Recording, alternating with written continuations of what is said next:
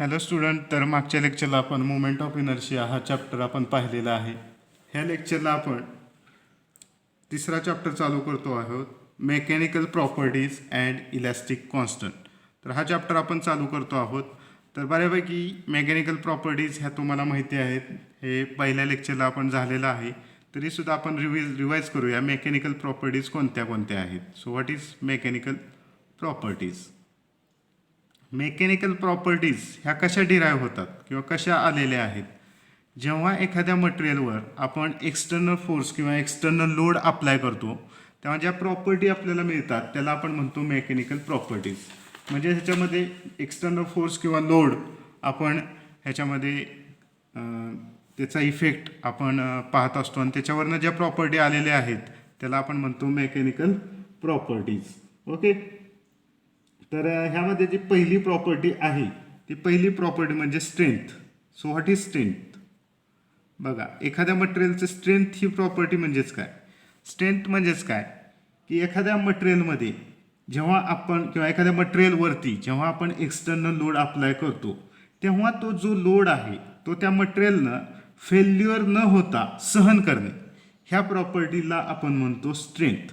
म्हणजेच काय करतं, ते जे काय फेल्युअर आहे, जे फ्रॅक्चर होणार आहे, जे ब्रेक होणार आहे, फेल्युअर होणार आहे, त्याला एक प्रकारचा विरोध ते मटेरियल ऑफर करत असतं. जेव्हा एक्सटर्नल लोड आपण अप्लाय करतो तेव्हा जे काय फेल्युअर होणार आहे, फ्रॅक्चर होणार आहे, त्याला एक प्रकारचं मटेरियल काय करतं, विरोध दर्शवतं, विरोध ऑफर करतं. त्याला आपण म्हणतो strength. Strength is nothing but it is a property of material to resist its failure under the action of load. To resist the failure of material under the action of load. So it is a property of material to resist the failure under the action of load. जेव्हा आपण external load apply करतो तेव्हा जे काय failure होणार आहे, fracture होणार आहे, त्याला रेजिस्टन्स ऑफर करतं, विरोध ऑफर करतं, त्याला आपण म्हणतो स्ट्रेंथ. म्हणजेच काय करतं, जेव्हा एखादा लोड आपण एक्सटर्नल लोड अप्लाय करतो मटेरियलवर तेव्हा तो लोड फेल्युअर न होता विस्टँड करतं. म्हणजे तो लोड सहन करतं पण त्याच्यामध्ये फ्रॅक्चर होत नाही किंवा फेल्युअर होत नाही. ह्या प्रॉपर्टीला आपण जी काही सहन करण्याची क्षमता आहे, एखाद्या मटेरियलची लोड सहन करण्याची जी क्षमता आहे, फेल्युअर न होता, फ्रॅक्चर न होता, so it is also known as strength. So ability of material to विस्टँड external applied force or load without breaking or without fracture, it is nothing but it is a strength of that material. Second one is elasticity. So what is elasticity? Elasticity म्हणजे काय? Elasticity म्हणजेच काय, एखाद्या मटेरियलवर जेव्हा आपण external load apply करतो तेव्हा त्याच्यामध्ये डिफॉर्मेशन होतं. डिफॉर्मेशन होतं म्हणजेच काय, त्याचा शेप आणि साईज चेंज होतो लोड अप्लाय केल्यावर. आणि आता समजा आपण तो लोड रिमूव्ह केला तर जर मटेरियल त्याच्या ओरिजिनल शेप आणि साईजला परत येत असेल तर त्या प्रॉपर्टीला आपण म्हणतो इलास्टिसिटी. आणि ज्या मटेरियलमध्ये ही प्रॉपर्टी आहे त्याला आपण म्हणतो इलास्टिक मटेरियल. बघा, सपोज मी एक उदाहरण घेतो की ही एक अशी स्प्रिंग आहे, ही स्प्रिंग आहे. ही स्प्रिंग ह्याची लांबी, ओरिजिनल लांबी अशी यल आहे, सपोज यल. आता मी काय करतो, इथं लोड अप्लाय करतो, एक्सटर्नल लोड अप्लाय करतो डब्ल्यू. ओके, लोड अप्लाय केल्यावर काय होणार आहे, ही स्प्रिंग ताणली जाणार आहे, ही स्प्रिंग ताणली जाणार आहे, म्हणजे त्याच्यामध्ये साईज आणि शेप चेंज होणार आहे. मग जेव्हा लोड अप्लाय केला तेव्हा, ठीक आहे, म्हणजेच काय झालं, ही ओरिजिनल लांबी होती, ही एल लांबी होती आणि ह्याच्यामध्ये चेंज झालेला आहे लांबी डेल्टा एल. ओके, आता मी काय करतो, हा डब्ल्यू रिमूव्ह करतो. हा डब्ल्यू रिमूव्ह केला आणि ही स्प्रिंग जर त्याच्या मूळच्या पोझिशनला परत आली तर त्या प्रॉपर्टीला आपण म्हणतो इलास्टिसिटी. म्हणजे हे जे काही डिफॉर्मेशन होतं हे टेम्पररी स्वरूपाचं होतं. जोपर्यंत लोड आहे तोपर्यंत हे डिफॉर्मेशन होतं. लोड रिमूव्ह केला की त्याच्या ओरिजिनल पोझिशनला ती स्प्रिंग आलेली आहे, म्हणजे मटेरियल आलेलं आहे. त्या प्रॉपर्टीला म्हणतो आपण इलास्टिसिटी. तात्पुरत्या स्वरूपाचं डिफॉर्मेशन होतं जोपर्यंत लोड ॲक्ट आहे तोपर्यंत, आणि जेव्हा लोड रिमूव्ह करेल तेव्हा त्याच्या ओरिजिनल पोझिशनला ती मटेरियल परत येतं, त्याला आपण म्हणतो इलास्टिसिटी. रबर हे काय आहे, इलास्टिक आहे. ठीक आहे, रबर जेव्हा आपण ताणतो तेव्हा त्याची साईज आणि शेप चेंज होते, आणि आपण जेव्हा ताणलेलं रबर सोडतो, त्याचा लोड रिमूव्ह करतो, तेव्हा ते रबर त्याच्या ओरिजिनल पोझिशनला येतं. Next property is plasticity. Plasticity. So what is plasticity? Plasticity ही इलास्टिसिटीच्या अपोजिट आहे. म्हणजेच काय की समजा एखादं मटेरियल आहे एखादं मटेरियल आहे आणि त्याच्यावरती आपण जेव्हा लोड अप्लाय करू जेव्हा आपण लोड अप्लाय करू तेव्हा त्याच्यामध्ये काय होतं, त्याचा साईज आणि शेप चेंज होतो. त्याचा साईज आणि शेप इथं दाखवला मी चेंज झालेला आहे. जेव्हा लोड अप्लाय करतो तेव्हा साईज आणि शेप चेंज होतो, म्हणजे ह्याच्यात डिफॉर्मेशन होतं. आणि हे जे डिफॉर्मेशन आहे हे परमनंट स्वरूपाचं असतं, कायमस्वरूपी त्याच्यामध्ये डिफॉर्मेशन होतं. जरी लोड रिमूव्ह केला तरी त्याचं डिफॉर्मेशन जे साईज आणि शेप चेंज झालेला आहे तो तसाच राहतो, तो त्याच्या मूळच्या पोझिशनला परत येत नाही. म्हणजे परमनंट डिफॉर्मेशनमुळं लोड अप्लाय केला डिफॉर्मेशन झालं, लोड रिमूव्ह केला तर ते मटेरियल त्याच्या ओरिजिनल पोझिशनला किंवा ओरिजिनल साईज आणि शेपला परत येत नाही, परमनंट डिफॉर्मेशन होतं. त्या प्रॉपर्टीला आपण म्हणतो plasticity. So property of material due to which material undergoes permanent deformation without failure or rupture on application of load.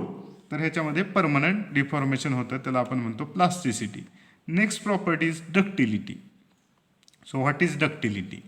म्हणजे एखाद्या मटेरियलपासून जेव्हा आपण टेन्साईल फोर्स किंवा लोड अप्लाय करू, जर समजा टेन्साईल लोड आपण अप्लाय केला, हा टेन्साईल लोड आहे ते आपण पाहिलेला आहे, तर टेन्साईल लोड किंवा फोर्स अप्लाय केला तर त्या मटेरियलपासून अशी तार बनते, थिन अशी वायर बनते, तार बनते.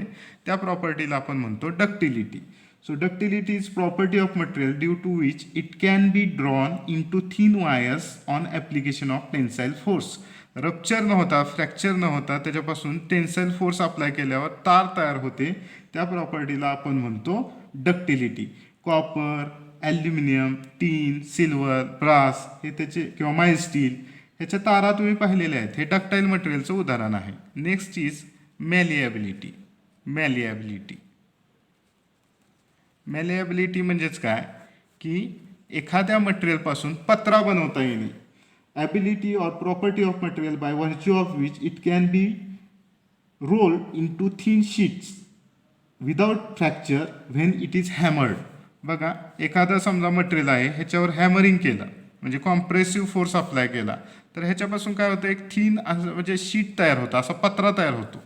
हा पत्रा तयार होतो, ह्या प्रॉपर्टीला आपण म्हणतो मॅलिएबिलिटी. जेव्हा हॅमरिंग करतो, असं हॅमरिंग करतो आपण, तेव्हा ह्याच्यापासून काय होणार आहे, म्हणजे कॉम्प्रेसिव्ह फोर्स अप्लाय करतो तेव्हा त्याच्यापासून पत्रा बनतो, त्या प्रॉपर्टीला आपण म्हणतो malleability. Property of material by which it can be rolled into thin sheet without breaking when it is hammered, that is malleability. So copper, silver, aluminium, brass, lead, mild steel, these are the malleable materials. ठीक आहे. Next property is brittleness. Brittleness म्हणजे काय? Brittleness म्हणजे ठिसूळपणा. म्हणजे एखादं material आहे त्याच्यावर जेव्हा आपण लोड अप्लाय करू तेव्हा ते डायरेक्टली काय होतं, ब्रेक होतं. त्याच्यामध्ये डिफॉर्मेशन न होता ते डायरेक्टली काय होतं, ब्रेक होतं. त्याला आपण म्हणतो ब्रिटलनेस म्हणजे ठिसूळपणा. The property of material due to which it can be directly break without any further deformation. म्हणजे डायरेक्टली काय होतं, ब्रेक होतं, डिफॉर्मेशन न होता, अगदी निग्लिजिबल डिफॉर्मेशन किंवा डिफॉर्मेशन न होता डायरेक्टली काय होतं, ते ब्रेक होतं. त्या प्रॉपर्टीला आपण म्हणतो ब्रिटलनेस म्हणजे ठिसूळपणा. Cast iron, concrete, glass, clay product, brick हे ठिसूळपणाचे म्हणजे ठिसूळ मटेरियलचे एक्झाम्पल आहेत. सपोज एखादा तुमच्याकडे खडू आहे, खडूचा तुकडा आहे, त्याला जेव्हा तुम्ही लोड अप्लाय करता तेव्हा ते डायरेक्टली काय होतं, ब्रेक होतं. त्याच्यामध्ये कुठलंही डिफॉर्मेशन, साईज शेप चेंज न होता डायरेक्टलीच ते तुटतं किंवा ब्रेक होतं, फ्रॅक्चर होतं. त्याला आपण म्हणतो ब्रिटलनेस. किंवा ग्लास आहे, डायरेक्टली काय होते, ग्लास ब्रेक होते, त्याच्यामध्ये डिफॉर्मेशन होत नाही, त्याला आपण म्हणतो ब्रिटलनेस. सगळे एक्सटर्नल लोड अप्लाय केल्यावरचे प्रॉपर्टीज आहेत. नेक्स्ट वन इज हार्डनेस म्हणजेच काय, एखाद्या मटेरियलला ची ॲबिलिटी दुसऱ्या मटेरियलला कट करण्याची. एखाद्या मटेरियल जेव्हा दुसऱ्या मटेरियलला कट करत असेल तेव्हा त्याला आपण म्हणतो hardness property. Ability of material to cut another material किंवा ability of material to resist म्हणजे विरोध करणे, वियर झीज होण्यापासून विरोध करणे, स्क्रॅचेस जे पडतात त्याला विरोध करणे, पेनिट्रेशन होतं त्याला विरोध करणे, इंडेंटेशन म्हणजेच खाचखळगे जे पडतात त्याला विरोध करणे, आणि ॲब्रेशन, स्क्रॅच ह्याला विरोध करणे, वरखाड्याला विरोध करणे, ह्या प्रॉपर्टीला आपण म्हणतो hardness.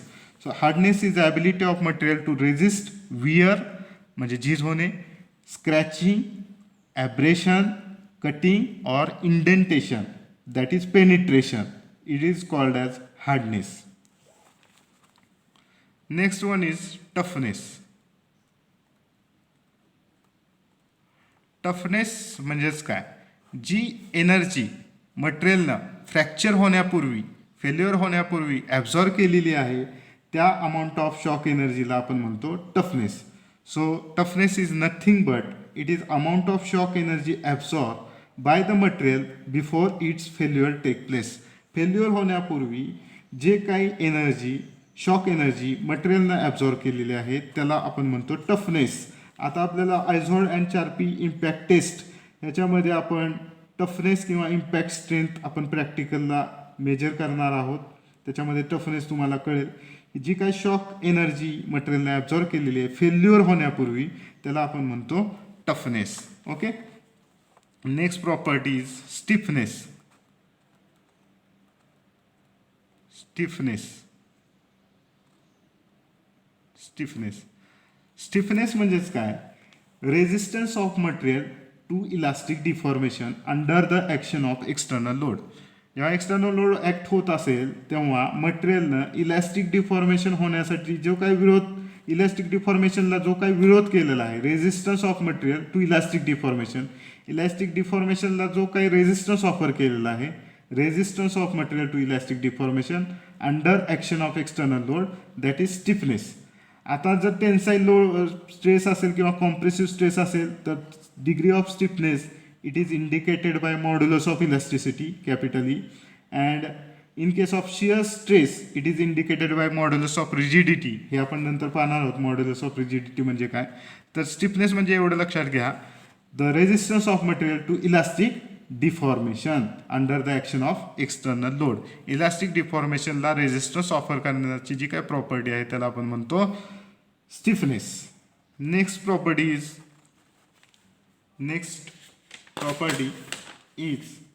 Fatigue. So what is fatigue?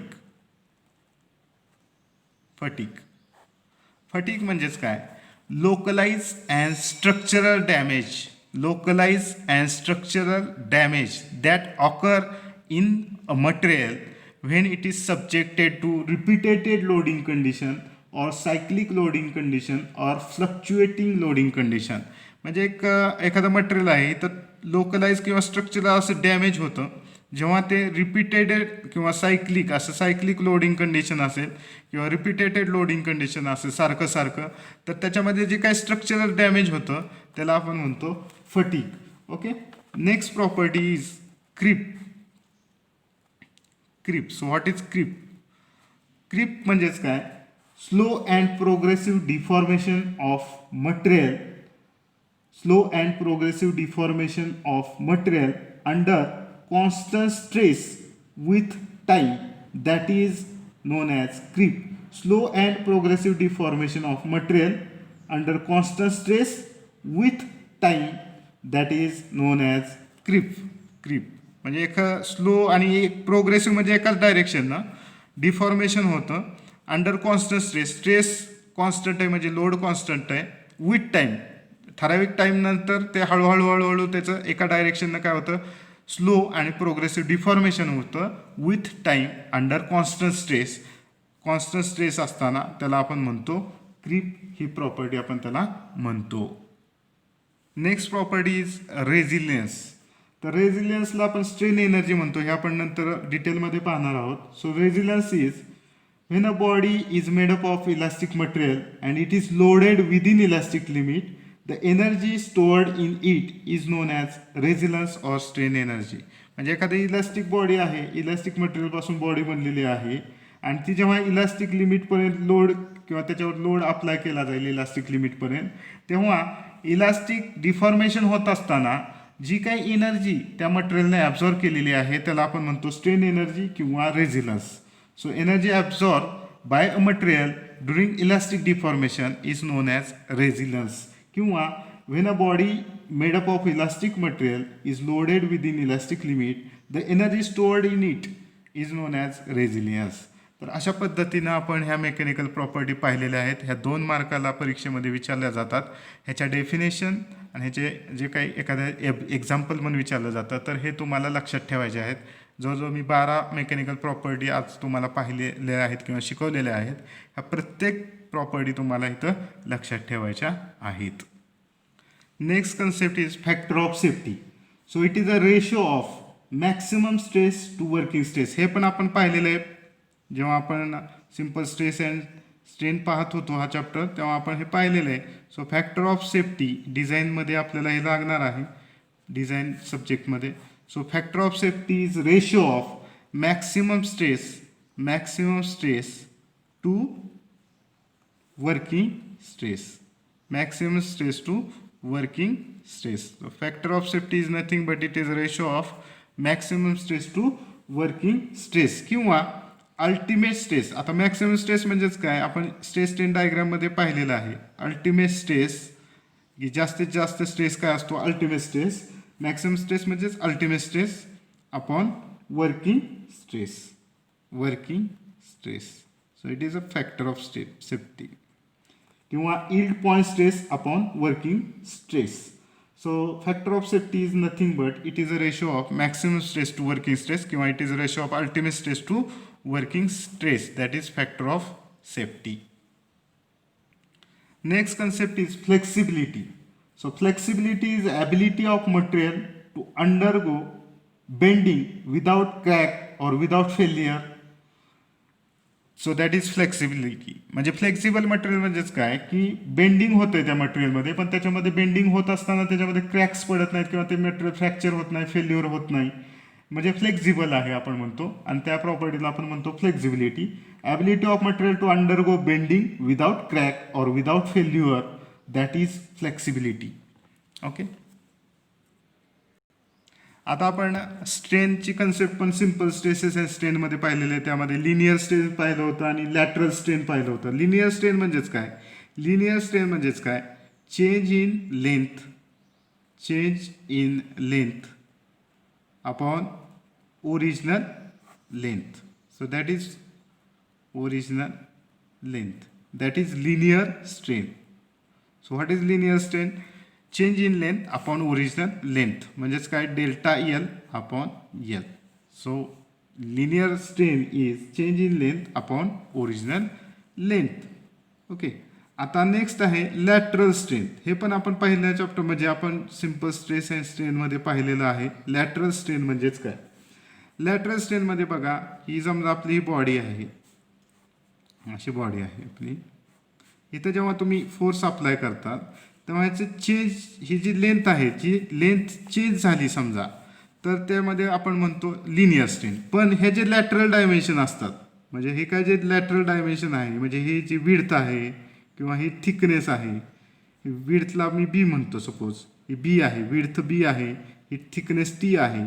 ह्याच्यामध्ये सुद्धा काय होतात, जेव्हा आपण हे बॉडीला जेव्हा एक्सटर्नल लोड अप्लाय करतो तेव्हा हे लॅटरल डायमेन्शन म्हणजे विड्थ आणि थिकनेस ह्याच्यामध्ये पण चेंज होतो. तर त्याचा जेव्हा लॅटरल डायमेन्शनचा आपण विचार करतो, change in lateral dimension upon original lateral dimension, that is lateral strain. किंवा एखादं समजा सिलेंड्रिकल रॉड आहे किंवा रॉड आहे, सर्क्युलर रॉड आहे, इथं जेव्हा आपण लोड अप्लाय करणार आहोत तेव्हा त्याची लेंथ चेंज होते, म्हणजे ते लिनियर स्ट्रेन इथं होणारच आहे. पण ह्याच्याबरोबर काय होतो, ह्याचा डायमीटर सुद्धा काय होतो, चेंज होतो. डायमीटर चेंज होतो, म्हणजे हे लॅटरल डायमेन्शन म्हणजे डायमीटर आहे त्याचा, तर डायमीटर सुद्धा चेंज होतो. म्हणजे अशा पद्धतीनं आता मी समजा डायमीटरला डी म्हणलं तर तो काय होणार आहे, चेंज होणार आहे. So lateral strain means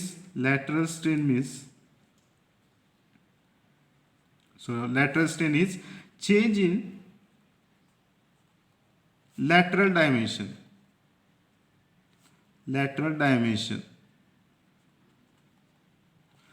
upon original lateral dimensions. Change in lateral dimension upon original lateral dimension. Lateral dimension म्हणजेच काय, जे डायमेन्शन ह्या फोर्सला परपेंडिक्युलर आहेत, ह्या लाईन ऑफ ॲक्शन जो फोर्स आहे त्याला परपेंडिक्युलर आहेत, त्याला आपण म्हणतो लॅटरल डायमेन्शन. आता ह्या फोर्सला काय आहे, विड्थ परपेंडिक्युलर आहे, थिकनेस परपेंडिक्युलर आहे, डायमीटर परपेंडिक्युलर आहे, त्याला आपण म्हणतो म्हणजे हा फोर्स काय आहे, ह्याला परपेंडिक्युलर आहे, ह्या डायमेन्शनला काय आहे, परपेंडिक्युलर आहे, त्याला आपण म्हणतो lateral dimension. So lateral strain is change in lateral dimension upon original lateral dimension. जर क्रॉस सेक्शन हा स्क्वेअर असेल किंवा रेक्टँग्युलर असेल तर लॅटरल स्ट्रेन काय येणार आहे, लॅटरल स्ट्रेन मी इथं समजा EL लॅटरल म्हणतो. तर in case of square cross section किंवा रेक्टँग्युलर क्रॉस सेक्शन हे क्रॉस सेक्शन असतं तर त्याच्या बाबतीत काय होणार आहे, change in width upon original width किंवा change in thickness upon original thickness, त्याला लॅटरल स्ट्रेन म्हणायचं. ह्याच्यामध्ये लॅटरल डायमेन्शन काय आहेत, विड्थ आणि thickness. So change in width upon original width किंवा change in thickness upon original thickness that is lateral strain. आणि जर सर्क्युलर असेल, सिलेंड्रिकल असेल, सर्क्युलर असेल तर ह्याच्यामध्ये लॅटरल डायमेन्शन कोणतं आहे, तर डायमीटर, मी डी म्हणजे डायमीटर म्हणतो. So change in diameter upon original diameter that is lateral strain. Change in diameter upon original diameter in case of circular cross section. Okay. आणि हे change in thickness upon original thickness किंवा change in width upon original width in case of square और rectangular cross section. Lateral डायमेन्शनमध्ये जे change होतं आपण original lateral dimension that is lateral strain. तर हे झालं लॅटरल स्ट्रेन. आता नेक्स्ट कन्सेप्ट महत्त्वाचा आहे तो म्हणजेच हे झालेलं आहे तुम्हाला आत्तापर्यंत. नेक्स्ट कन्सेप्ट आहे पॉयझन्स रेशो. ह्याच्यावरती आपल्याला एक्झाम्पल पाहिजे आहेत. Poisson's ratio. So what is Poisson's ratio. Poisson's ratio हा आपण म्यू किंवा 1/m ह्या लेटरनं दाखवतो. म्यू किंवा 1/m. So what is Poisson's ratio. So Poisson's ratio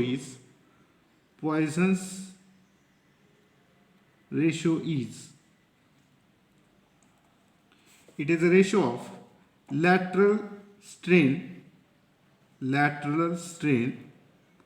upon linear strain. So it is a ratio of lateral strain upon linear strain. म्हणजेच EL lateral साठी आणि small e. So it is a ratio of lateral strain to linear strain. Actually जर आपण प्रॅक्टिकलमध्ये पाहिलं तर lateral strain आणि linear strain हे opposite नेचरमध्ये आहेत. म्हणून कधी कधी आपण काय करतो, म्यू और 1/m that is Poisson's ratio mu न दाखवतो किंवा 1/m न दाखवतो. हे प्रॅक्टिकली बरं का ऑपोजिट नेचरमध्ये असल्यामुळं मायनस आपण इथं lateral strain upon linear strain, कारण एकमेकाच्या विरुद्ध आहेत नेचरमध्ये, म्हणून आपण minus lateral strain upon linear strain म्हणजेच मायनस EL अपॉन E. प्रॅक्टिकलच्या बाबतीमध्ये जर आपण पाहिलं तर हे प्रॅक्टिकली आहे. हे थेरॉटिकली आपण असं लिहितो, थेरॉटिकली आपण असं घेतो lateral strain upon linear strain. पण प्रॅक्टिकली जर बघितलं तर लॅटरल स्ट्रेन आणि लिनियर स्ट्रेन हे एकमेकाच्या ऑपोजिट सेन्समध्ये आहेत किंवा ऑपोजिट नेचरमध्ये असल्यामुळं आपण निगेटिव्ह साईन घेतो. आणि ह्याची जी व्हॅल्यू आहे ही व्हॅल्यू पॉयझन्स रेशोची 0.25 ते 0.5 पर्यंत ह्याची व्हॅल्यू असते. थेरॉटिकलमध्ये आपण डायरेक्टली असंच घेणार आहे lateral strain upon linear strain. पण इन प्रॅक्टिस आपण जर बघितलं तर लॅटरल स्ट्रेन आणि लिनियर स्ट्रेन हे एकमेकाच्या विरुद्ध सेन्सनं ॲक्ट होतात, म्हणून मायनस आपण साईन घेतो, निगेटिव्ह साईन घेतो. पण थेरॉटिकली किंवा आपण प्रॉब्लेम सॉल्व्ह करताना हे डायरेक्टली आपण lateral strain upon linear strain आपण घेणार आहे. ह्याची व्हॅल्यू 0.25 ते 0.5 एवढी असते.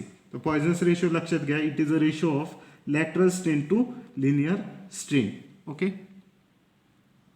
So next concept is determination of change in dimension of rectangular bar due to axial force or axial load. म्हणजे सपोज हा एक बार आहे, असा एक बार आहे, ह्याच्यात ॲक्सियल लोड आपण ॲक्ट केलेला आहे हा सपोज. तर ह्याच्यामध्ये चेंज इन डायमेन्शन काढायचं आहे. तर आपण लिनियर स्ट्रेन बरोबर काय असेल बघा, लिनियर स्ट्रेन ओके आणि लॅटरल स्ट्रेन जेव्हा आपण प्रॉब्लेम सॉल्व्ह करणार आहोत तेव्हा. आता लिनियर स्ट्रेन स्मॉल ई, ठीक आहे, स्मॉल ई म्हणजे लिनियर स्ट्रेन.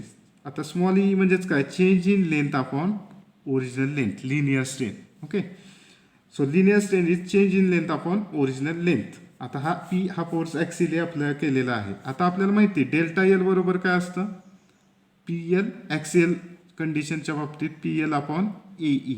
मग डेल्टा एलची व्हॅल्यू आपण इथं ठेवूया. डेल्टा एल बरोबर काय आहे, P L upon A E. Okay, P L upon A E. ठीक आहे, upon upon L upon L. ठीक आहे, मग काय होणार आहे, P L upon A E L. Okay, म्हणजेच काय होणार आहे, इथं एल ला एल कॅन्सल होणार आहे. म्हणजेच काय झालं, ईची किंमत म्हणजे लिनियर स्ट्रेनची किंमत काय आली, P upon A E. P upon A E, P upon A E आलेले आहे. पण एरिया ह्या बाबतीत काय असेल, हा क्रॉस सेक्शन असा आहे, हा ह्याचा बी ही विड्थ आहे, टी ही थिकनेस आहे. सो एरिया ए बरोबर काय असेल, तर क्रॉस सेक्शन हा स्क्वेअर आहे किंवा रेक्टँग्युलर आहे, तर बी इंटू टी असणार आहे. मग ती व्हॅल्यू आपण इथं पुटअप करूया. म्हणजे हे एक आपल्याला मिळालेलं आहे ईचं फॉर्म्युला लिनियर स्ट्रेनचा. आणि दुसरा फॉर्म्युला आपल्याला असा मिळतोय, पी अपॉन बी इंटू टी, म्हणजे जो एरिया असेल सर्क्युलर असेल तर pi by 4 D square, pi by 4 into D square. आणि हे जर स्क्वेअर किंवा रेक्टँग्युलर क्रॉस सेक्शन असेल तर बी इंटू टी ई. म्हणजे हा एक फॉर्म्युला आणि हा एक फॉर्म्युला आपल्याला मिळालेला आहे. आता आपण पाहूया पॉयझन्स रेशो. पॉयझन्स रेशो बरोबर काय असतो, आत्ताच आपण पाहिलेला आहे. पॉयझन्स रेशो हा आपण म्यू किंवा 1 अपॉन एम न दाखवतो, किंवा 1 अपॉन एम न दाखवतो, म्यू किंवा 1 अपॉन एम न दाखवतो. So Poisson's ratio is lateral strain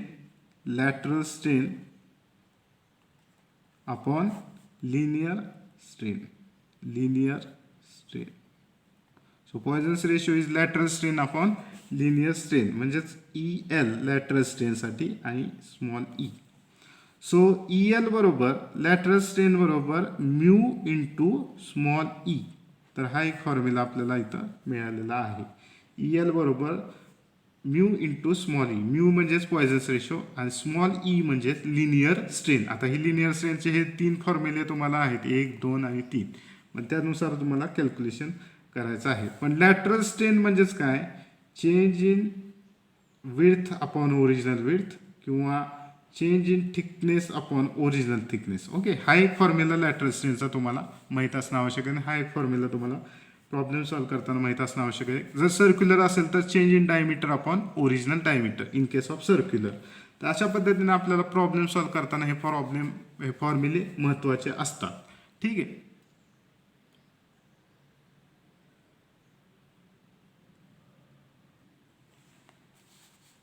आता आपण इलास्टिक कॉन्स्टंट पाहणार आहोत.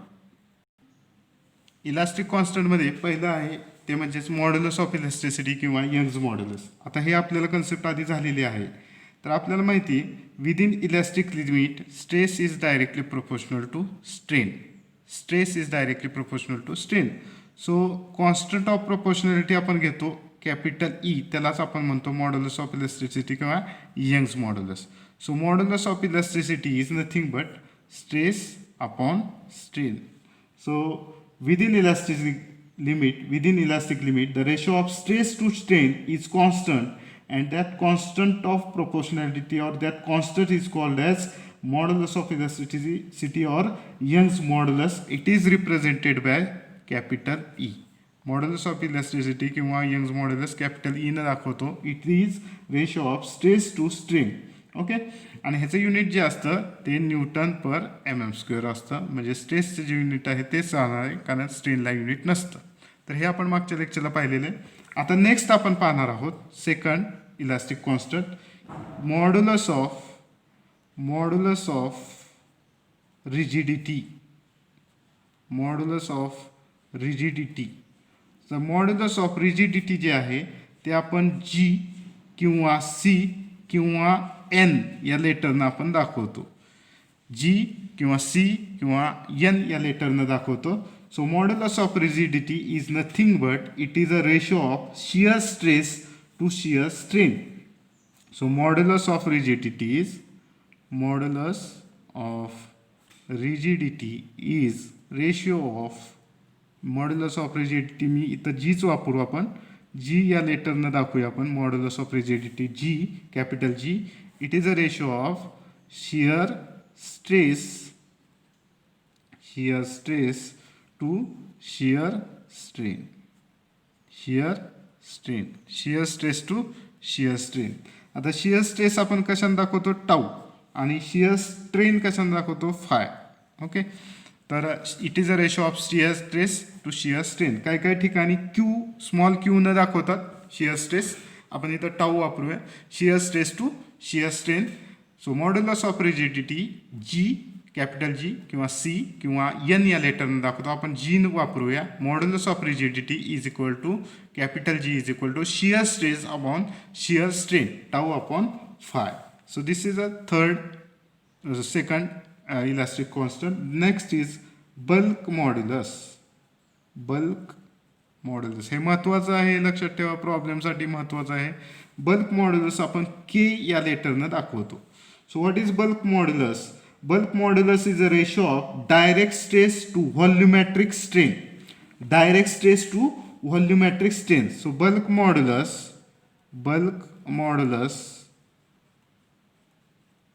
is equal to K या लेटर न दाखवतो.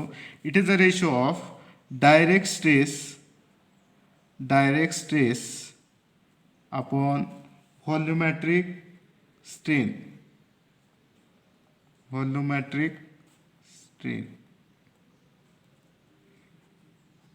Direct stress upon volumetric strain. म्हणजे डायरेक्ट स्ट्रेस सिग्मा आणि व्हॉल्युमेट्रिक स्ट्रेन ई व्ही करूया. V for volumetric strain. So volumetric strain म्हणजेच काय? Volumetric strain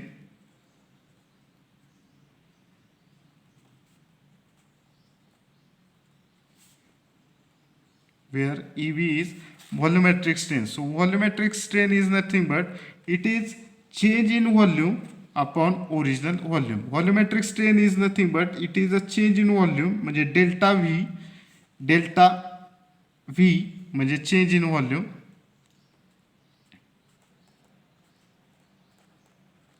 Volumetric strain is delta V upon V आणि V म्हणजेच original volume. Volumetric strain is nothing but change in volume upon original volume. Delta V upon V. Delta V is change in volume upon original volume. While bulk modulus K is direct stress upon volumetric strain. So volumetric strain is change in volume upon original volume. Volumetric strain small ev is change in volume upon original volume. Okay. तर अशा पद्धतीने हे bulk modulus of rigidity आणि modulus of elasticity हे 3 elastic constant आपण पाहिलेले आहेत. याच्यावरती एक्झाम्पल विचारलं जातं, तर हे तुम्हाला लक्षात ठेवायचं आहे. आता एक रिलेशन आपण पाहणार आहोत. So relation between these 3 modulus. Relation between modulus of elasticity E, modulus of rigidity G आणि बल्क मॉड्युलस के. ह्याच्यातलं रिलेशन काय आहे हे तुम्हाला लक्षातच ठेवायचं आहे. कॅपिटल ई बरोबर 2G upon 1 plus mu. Capital E बरोबर 2G in bracket 1 plus mu, where mu is Poisson's ratio, G is modulus of rigidity and capital E is modulus of elasticity. So modulus of elasticity and modulus of rigidity मधलं relation काय आहे? Capital E बरोबर 2G in bracket 1 plus mu. Next relation is E बरोबर 3K in bracket 1 minus 2 mu. हे लक्षात ठेवा.